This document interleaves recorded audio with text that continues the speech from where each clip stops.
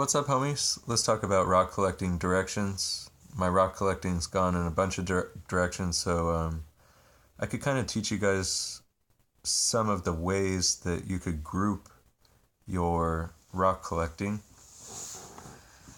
You could decide to specialize in something. That's not bad. You might only collect one type of rock. That means that you're gaining more and more of those, and people will respect your opinion on those particular rocks. Not a bad idea. I mean, specializing in something like my friend Omar, he specializes in quartz. He has all kinds of quartz, like every kind of quartz, weird kinds. And that's something that's very common, but once you break it down into all the different types that there are, it starts to get really uncommon. And I try to do something similar to what Omar did. I try to find something that's cheaper right now, but it's extremely rare. And there's different ways where you can start to build your collection to where it's really diverse. And what you really want to get from people is not a comparison of one rock to another. You want to show people that you have something nobody has. And that's when you really blow people away. You're just like, yeah, I got this from a really old collection, or you say stuff like that.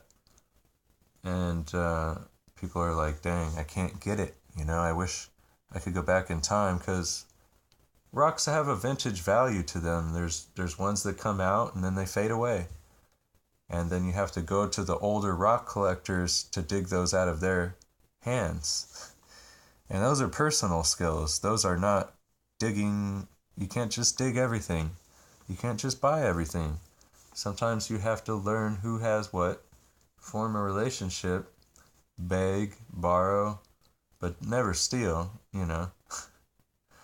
Borrow meaning consign things. Like using consignment is another way to start getting things in your direction. If you can tell some people, hey, I know how to sell your gemstone, just give me a proportion of what I sell it for.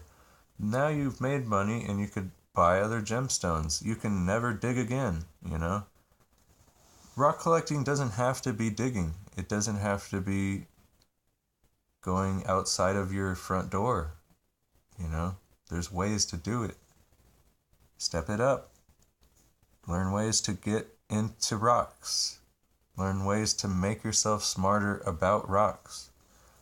And when you do, you'll have the advantages of learning how to grade things, knowing the grade of everything that you buy and what its approximate value is to everybody. Sometimes people will think it's worthless. Sometimes things are worthless. I mean, some of the most priceless things are actually worthless. It doesn't make sense, but it does. If very few people have ever heard of something, they're going to want it. Is there a price for that? Well, if you've never heard of it, you may never want it. Or you may want it more than anybody else has ever wanted it. It's one of the two. But it's a high-end, low-end game. You have to play those margins to be able to build your rock collection. Same with collecting. You have to go on the margins. Don't just go right to the spot they tell you to go to.